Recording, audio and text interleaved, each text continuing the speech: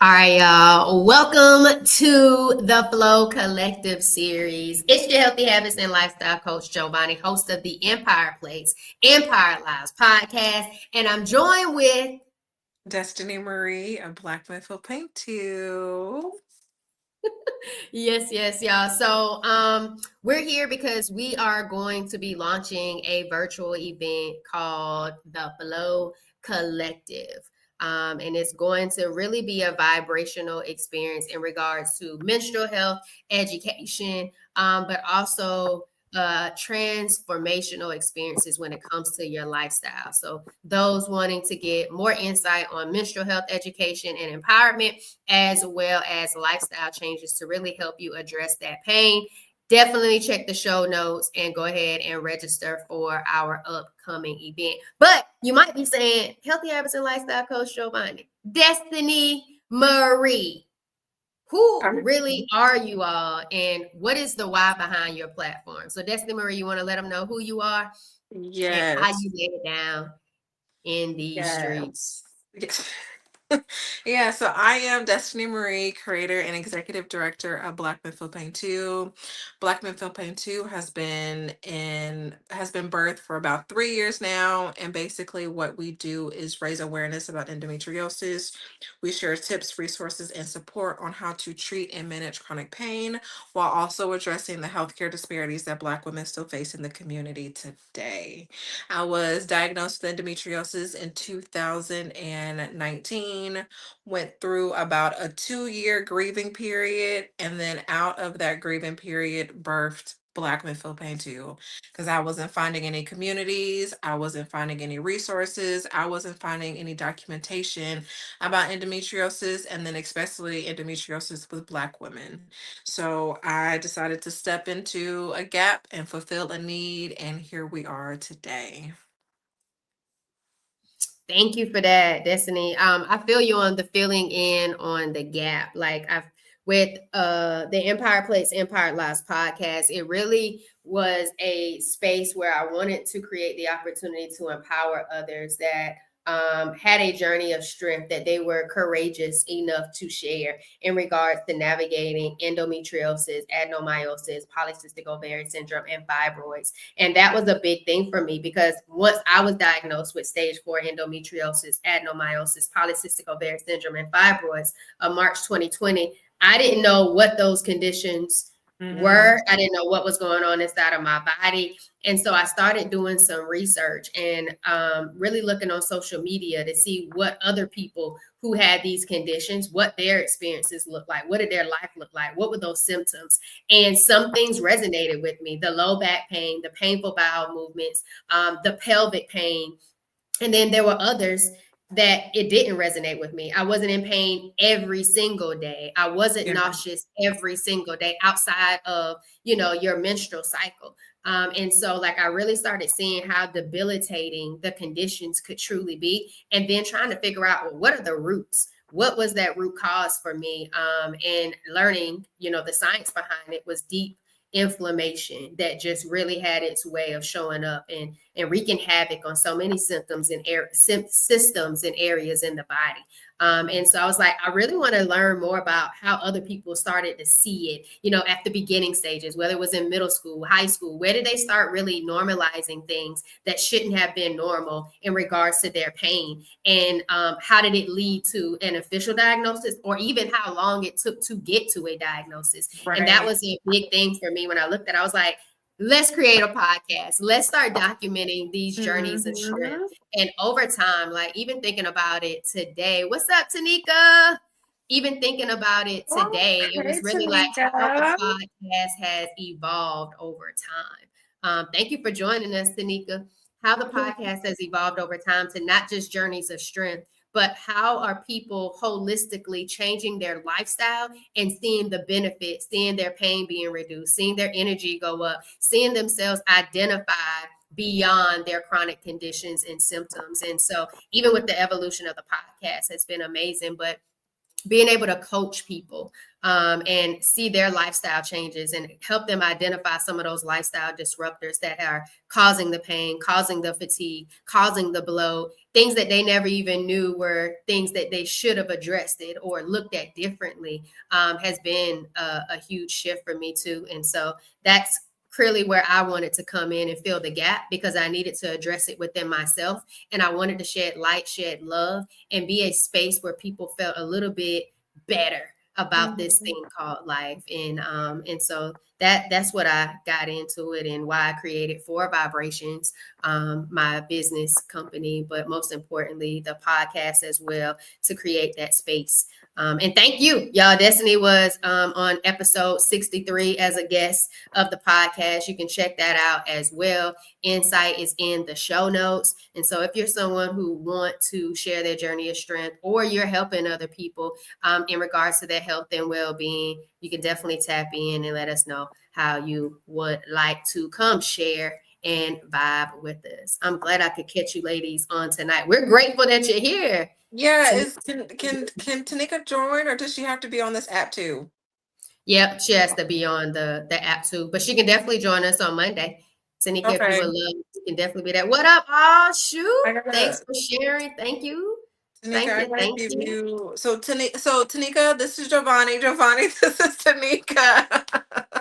Nice to meet you, Tanika. Yeah, Tanika, I'll have to give you the dates for next week for the live. This whole app thing she got me on is a little different, but we'll definitely catch you on Monday. And Tanika, thank you. Also, Tanika will be joining us on our virtual event on October 25th, really Yes. being that mindset motivator and really setting the space of truly making sure that you feel comfortable, you're feeling ignited and empowered to receive the education, the empowerment, and the transformative insights within that experience on October 25th. Again, the Flow Collective, check the show notes, make sure you get your ticket. And there's also an option in there for you to get a discounted ticket by completing an interest form, really giving us some insights on how to best prepare for your experience to make it personalized and intentional for you. So if you complete that form and provide those insights, you will get a discounted price on your ticket. So if you're down with that, definitely do it, and you'll get the code to make sure you're able to do so. And we got you, Tanika. You could definitely come and by with us next week. We can create a whole series in regards to that. So definitely. And then, Tanika, make sure that you are subscribed to our YouTube channels as well. So in the show notes, you should be able to see both of our YouTube channels. Please make sure that you tap in and subscribe to both channels and help us out. So I really appreciate it. Yeah, Tanika's great. Tanika's great. Yes, Tanika. ma'am. All right. And so we did that. So do you want to give some insights, Destiny, on what people could potentially expect, being the visionary behind the idea, the concept of it all? I love that word, visionary. I honestly, side note, I never knew that that word applied to me until after the yellow uterus. And I sat back and I thought, I was like, maybe I really am a visionary because I keep getting all these thoughts and ideas in my head. So But what is the yellow uterus? You dropped that like everyone was supposed to know. oh, yeah. So the Yellow Uterus is Black Men Feel Pain 2's annual event in honor of Endometriosis Awareness Month, which is in March. The Yellow Uterus will be back next year, March 28th, 2026, from 3 to 6 p.m. You can head over to my website for more information and more details. But again, the Yellow Uterus is just all about bringing awareness to women's health, specifically endometriosis, coming together as a community, providing resources and education and support to lift up one another. And that's where lovely Tanika came in the first time around because she actually spoke to the young ladies, and Tanika did an amazing job. But as far as the Flow Collective, the idea behind the Flow Collective is because October the 11th is Period Action Day, and Period Action Day is all about period poverty.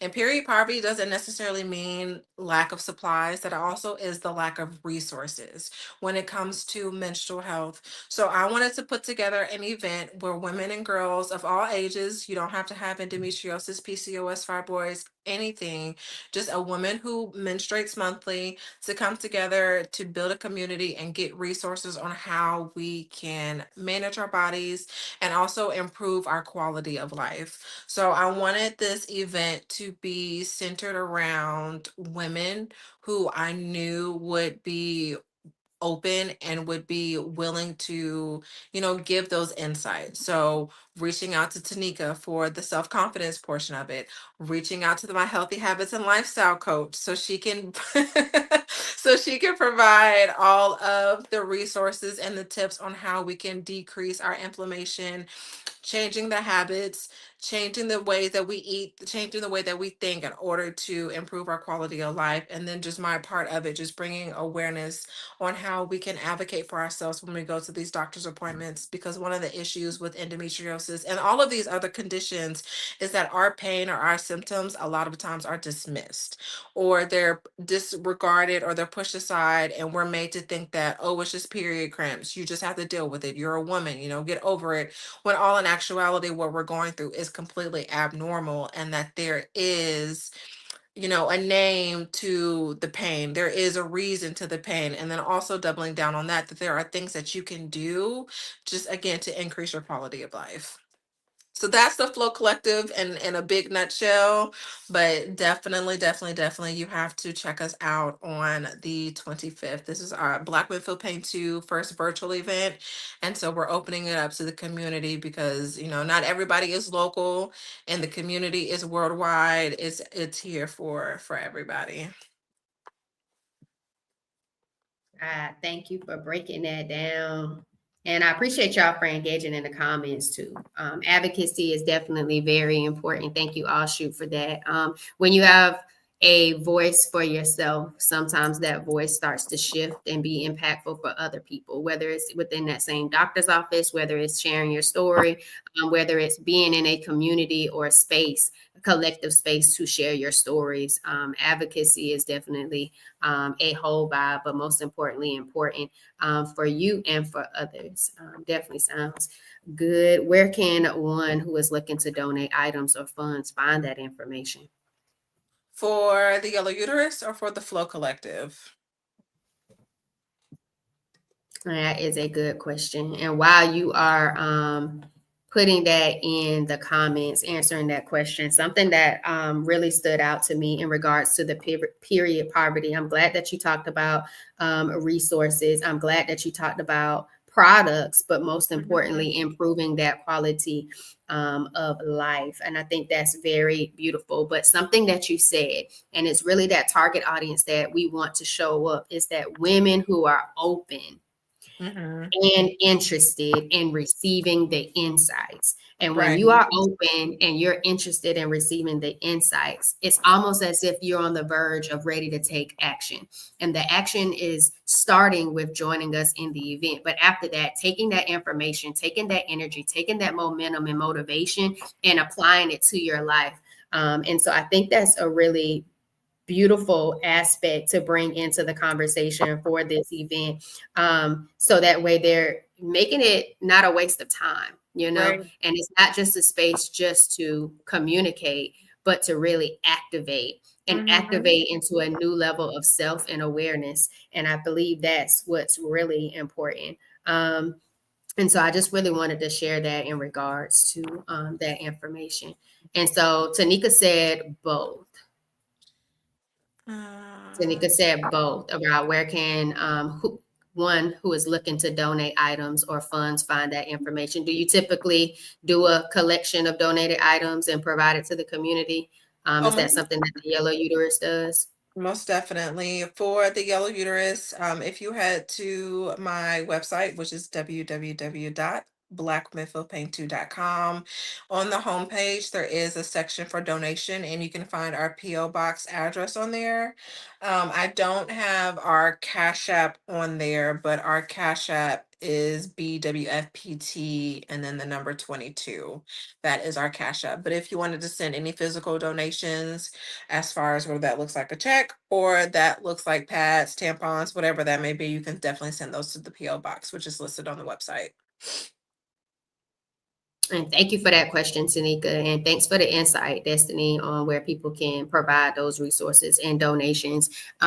We can do so much in Yes. regards to how we can help, even if it's just one pack that goes Hmm. to someone or some organization or unity that's needed. For me, like as a teacher in the classroom, I have grown my awareness in period products, menstrual products, feminine products, whatever you want to put your name to it.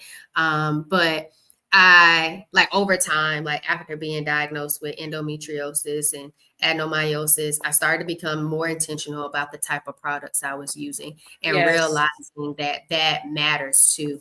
And so as I continued to change and make different decisions on how I was purchasing my feminine products over time, um, I also stopped purchasing those same products and giving them to students in the event that they need it. When their period catches them off guard, and they're at school and maybe they can't make it down to the nurse or they need it right then and there. And so just educating them on some of those products and what's best for them with their health overall. I think that's a conversation within itself that can be had too in regards to the best products. Because even using certain products, it could cause, irritation, pain, discomfort. I won't name the product, but there's some that come very seasoned and make you feel all kind of different kind of ways based on the way they enhance their pads and things of that nature. And so I think the types of products and educating yourself on that is very beneficial and valuable as well. So I I appreciate it. And you are welcome, You're Tanika. welcome. Not season pads. Not Yes, season that's pass. exactly how I felt when I tried this no name brand. I'm not going to say their name and put out there, but if you know what I'm talking about, you understand how you feel like there's some seasoned pads to it. But thank you for breaking down the yellow uterus. And then also, I hope y'all got some insights on what that event, the vision behind the event, the purpose behind the Flow Collective event is all about in regards to period poverty and then menstrual health, and really just helping you not just know more, but so that you can do more to have a better experience when it comes to Hmm. your menstrual Yeah. health. Yeah. And so we're good with the Mhm. insights. And again, if you're interested in attending, check the show notes. There is a step for you to take to complete a form to get a discount. So your insight, your voice provides you with a discount on that ticket. And then you'll also see the ticket there for you to be able to register for that event. All right, And Destiny, let's get into how to take back control from pain. Let's give some ideas. What are some things that have worked for you to truly take back control from pain? two things that has helped me is one, being aware of my body and my symptoms and my triggers, and then number two, addressing those symptoms and or triggers. So whether that's documenting my symptoms and my triggers, or just being aware and eliminating certain things out of my life, like you were just talking about, the season pads. Just just making small transitions in my life that actually are beneficial to my overall health. So, but yes, definitely paying attention to my body and my symptoms, and then, doing something about it. Just because, okay, yeah, I know that I can't have alcohol the way that I used to before. Now let's actually do something about it. I don't want to be knowledgeable about something and then what am I doing with that knowledge? I'm just holding on to this little nugget. No, I need to actually use it in order to decrease the pain, decrease the inflammation, and then as we keep talking about this, increase in quality of life. So those are the two biggest things that really helped me, was being aware of my symptoms and then basically doing something about it. I got you. You said two, but I got three down, Destiny. Did So I y'all, really? Destiny Marie. No, it's just how I take the notes. Destiny Marie said how she takes back control of pain is one, being aware of her body's symptoms and triggers. Then two, addressing those triggers and symptoms. And three, apply the learning and elevate Yes. her life. And so that to me is what I feel like were your big monumental three when how to take back control from your pain. And I think they're definitely very valuable in regards to that. Ashu said the awareness of the body is major. And it is, Yes. Ashu and Destiny. I feel like we have gotten into a culture where we are consistently just pushing through and handling all of the to-do things when it comes to life that we aren't truly aware. We aren't still enough to pause, to know, to reflect, to understand, to figure out what's different, what's not different in regards to our body, in regards to our life. And I feel like that lack of awareness keeps us doing the things that we normally do, keeps us stuck in survival mode, keeps us in the pain that we're in, and keeps us in this loop of just living to be living, you know? And I feel like we get a little bit more power back when we are self-aware. And self-aware is definitely a shift, because then it starts thinking about your thoughts, your feelings, and your beliefs, because now you're more aware of your thoughts, your feelings, and your beliefs, and those things take part in how you behave and the choices you end up making that start to create your lifestyle.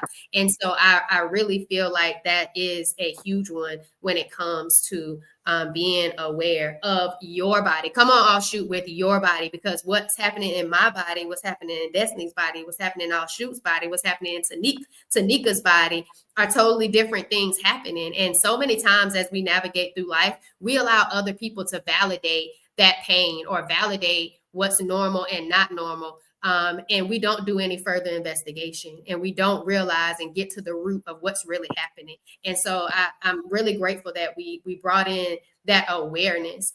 Something else that you said, Destiny, that I thought was very powerful was not after you get aware that you start doing something about it. And you Right. might not find or know, and something that's effectively, like the first thing you try may not actually really work. And it goes into, okay, well, do I quit? And do I just, Right. kind of revert back into the lifestyle that I'm typically doing, the habits that I typically have, or do I try something else? And so I'm really glad that you brought up addressing the triggers and the symptoms and trying different things. And that's the whole reason why there's so many people that have different ways that they're healing, is because they're trying so many different things and they're finding what works for them, and they're doing more of what works for them to address those things. And I think that's powerful. I'm gonna say how to take control back from your pain is one, not identifying with it. Like not, Ooh, that's a big that's a big one. thing. Yeah, I think that's a big thing about it. Destiny. Yes. I talked about this earlier on a recording, a podcast recording. And sometimes when we get the diagnosis, that now allows us to say, oh, okay, so what we were going through, that means something was really happening in our body. You know, there's Yeah. a thing that's really happening. There's a state that our body is in.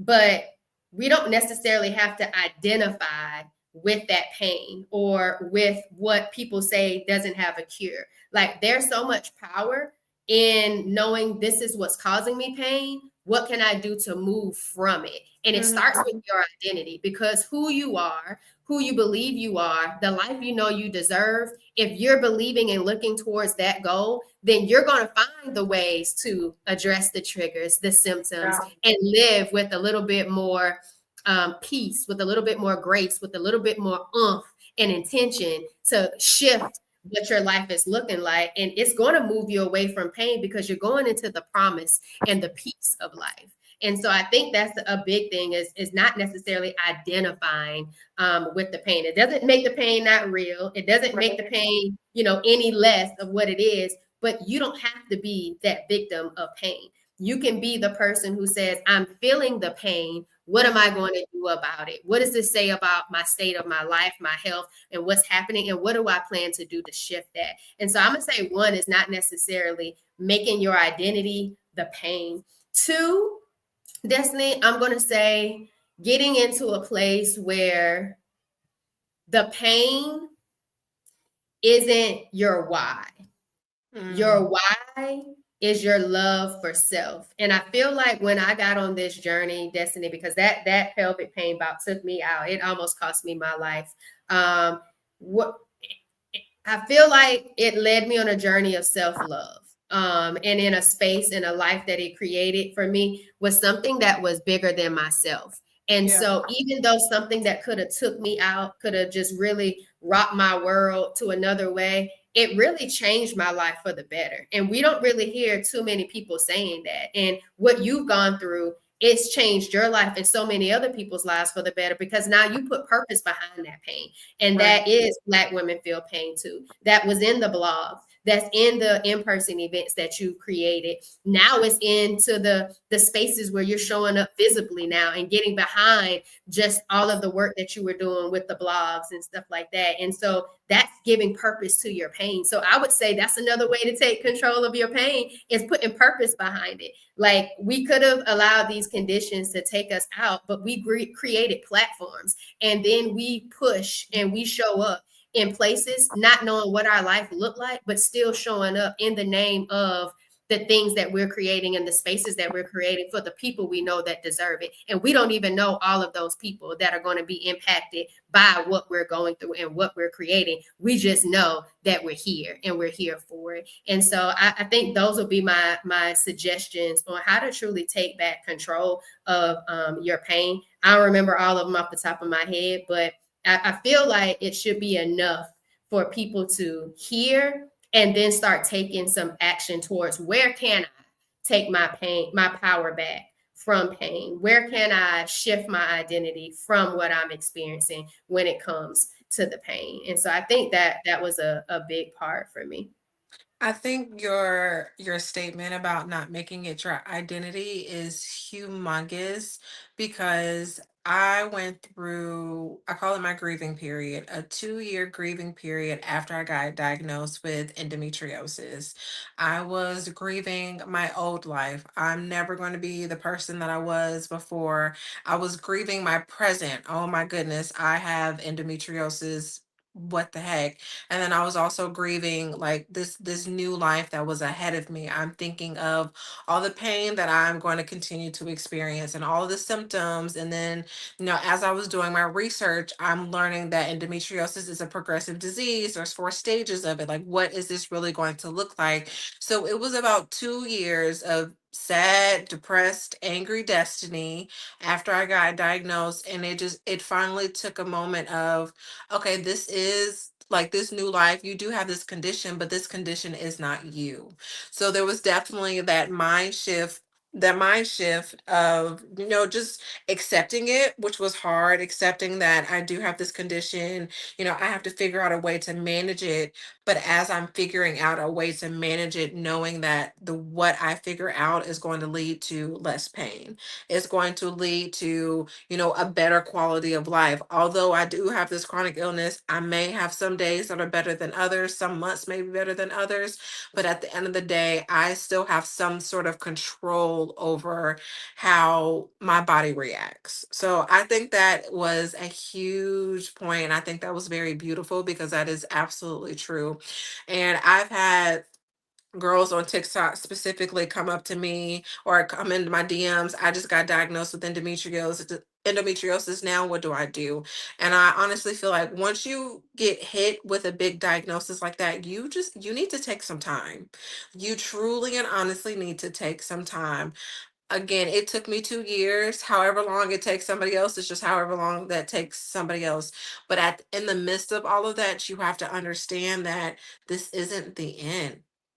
It is not the end, and that there are certain things that you can do that will help you. There are things out there that you can do, that you can take, that you can study, that's going to assist you in managing your symptoms. So I think that was an amazing point. I really think that was an amazing point. I appreciate that, Destiny Marie. You hit something when you talked about that grief period. When you are changing your life, or when you get life changing information, there is a set of grief Mhm. that you need to experience, that you need to process, that you need to go through, not push down, not try to use defense mechanisms and push away and neglect or ignore, but you have to grieve the old life.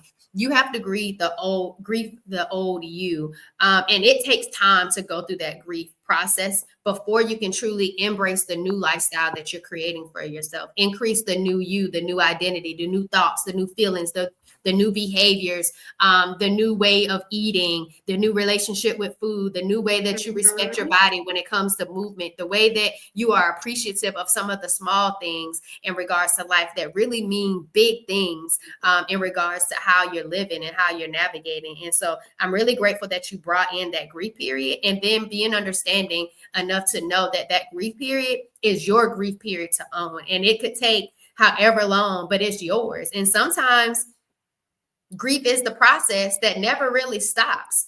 And it comes in waves, and Oh, there's just yes. you needing to make sure that you have the coping mechanisms and the techniques to help you on those days when you're at your lows and when you need just a little bit of extra more, extra oomph to get things going and growing. And so I feel like that's a big thing. Something else that you said is this condition is not you. So you might be Yeah. someone struggling with pelvic pain, heavy periods. You might be struggling with fatigue, bloating. It could just be pain in your body in different areas. You might not have a condition or a diagnosis, but the symptom and the way your body is talking to you doesn't necessarily mean that that's the way it's going to always talk to you. You Right. have the power to do some things differently. And so you don't have to identify yourself in who you are in this specific moment. And that's something that I think, and Crystal with the K said 100, it was her starting point. And it was because Tanika said that requires a mentality shift. It's that Yeah. mindset. And something else Tanika said is, yes, as long as we settle for this is where I'm at and that's all we get, stuck, like she stated, in the victim mindset of being in pain, that can be a crutch versus finding solutions or ways to heal and claim back that control. And that claiming is in your affirmation and affirming, I might feel like this today, but I will not feel like this tomorrow. And you don't know what that tomorrow is going to look like. But having that strong conviction and belief that you're willing Mhm. to do whatever it takes to shift the state of where your body is, to shift the state of where your mind is, to shift where your identity lies, to shift where your power is, I think that's a really big place. And so I'm really grateful that you shared that, Tanika, because that was definitely powerful. And sometimes people identify themselves just within that state versus Mhm. where and who they see themselves as in the future. And that comes with being in the right spaces. That comes by consuming content and conversations that align with who it is that you want to become, that supports that ignites that motivation, that helps you get that why. That's it right there, Destini Marie. That why. When you have a big why for yourself, the shifts, the changes, they don't seem as big because Mhm. you have a why. You talked about it when you saw how your body responded to alcohol. That shift, how often you experience it and indulge in it because you know what it makes you feel like. And do you Right. want to feel like that all the time? Do you like that feeling? And sometimes when you know things are making you feel better, you kind of want to lean on doing a little bit more of those things that make you feel better. And Tanika said processing looks different for everyone, but grief has to take its place. It Yes. definitely it does. And there's a place for it. That's why it's given a name. And it doesn't Right. necessarily mean it's a bad thing to grieve something. That just shows that you have the courage to put a bridge over where you've been and where you plan to go, knowing that a part of you what has been changed just because you've experienced it. And there's still some courage, there's still some confidence, there's still some strength, there's still some resilience in what you had to overcome, even though you're evolving into someone else. And then, oh, Crystal with the K, I think this one might be for you, Destini. You mentioned a decrease of alcohol intake in the beginning of the live. What changes did you notice, and how long did it take you to notice them? Honestly, it was kind of immediate. It was kind of immediate. I was never a big drinker. I don't want to put that out there like I was out at the parties and at the clubs just taking shots, because that's never been the case. That's never been the case. But it was after my diagnosis and after I started being proactive with my health and recognizing my triggers that I noticed that, okay, when I do consume alcohol, either I'm nauseous for days on end afterwards, or I'm having terrible pelvic pain for days after all consuming alcohol. So when I started decreasing my alcohol intake, it was pretty much immediate. I noticed the change. I noticed that I wasn't nauseous as long, or I wasn't having the pelvic pain as long. Now, you'll catch me to this day. Like, once we get off of here, I'm gonna go have me like my second glass of wine for today. I know what I can tolerate because of the elimination of when I go out, I'm having a mixed drink. Sometimes it's the hard liquor, and I can't always have wine either. If I take a sip of wine and my stomach feels funny already, okay, I know that I can't handle this. So it just goes back to being proactive about recognizing your symptoms and your triggers. And then once you recognize them, you do have to kind of scale it. I can still consume some alcohol sometimes, but I'm never going to be like I was in college when I can just go and have a mixed drink and then just go about my life. It's not like that anymore. So I have to be aware, being aware of the trigger, and then number two, take the steps to understand, can I still have this in my life, or can I not have it in my life at all? So it was pretty immediate once I recognized it and I, scaled it. It was pretty immediate for me to be able to see the difference. There you go. And Crystal with the K also said, "Thanks so much for sharing this." Something that you mentioned, I think that's also it's a big shift because I feel Mhm. you on. I love the transparency. There you go. There's truth and authentic self in the transparency. Owning your story, owning your journey is powerful. I feel like that too is a sign or something to be aware of. Something that you used to be able to do and it had no impact on you the way it does Mhm. now means something might be happening in your body that's causing the shift. So just I feel you, Destiny, being able to consume alcohol in the past, in college, doing things, and then doing it later down the road, getting sick, getting nauseous, having a totally drastic, different experience with it is showing you that your body is changing. It's showing you that your body needs something different. It's showing you that you need to show up in your body to figure out what's actually happening so you can do things a little bit different. And so there's so much power in what you said, being aware of it, noticing the difference, and then knowing the levels that you can take yourself and that you're willing to take yourself on Right. because of those experiences. And so I'm really grateful for the transparency and for you to share that. But just to let somebody know what you used to be able to do, you can't do right now. Your body is talking to you, and you might need to get into a little of an investigative state to identify what the roots might be, but also identifying what is triggering those feelings, those emotions, those symptoms, those messages to show up the way it does. So I just wanted to make sure we hit on that. So I thank you, Destiny. So y'all make sure you check the show notes. Make sure you subscribe to both of our channels on YouTube, and make sure if you're watching on Facebook, make sure you subscribe. All of our information is linked below. Destiny's website. Go subscribe to the blog.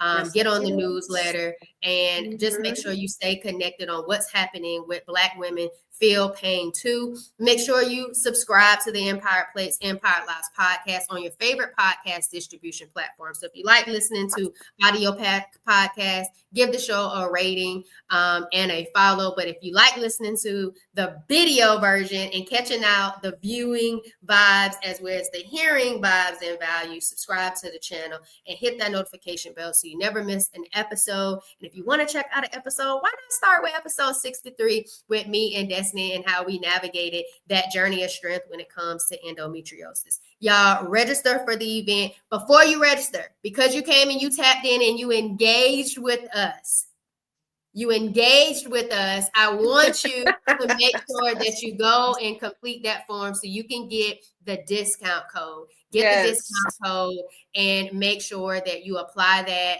to your ticket so you can come by with us with the Flow Collective, all about period poverty, menstrual health education, but also how you can transform your life and start taking Yes. steps to identifying what in your life you can change to go live the life that you deserve. Y'all, it's your Healthy Habits and Lifestyle Coach, Jovonnie, host of the Empire Place, Empire Lives podcast with Destini Marie, where Black women feel pain too. We appreciate y'all for coming through with the good vibes and the good value. Thanks for vibing with us. Good night.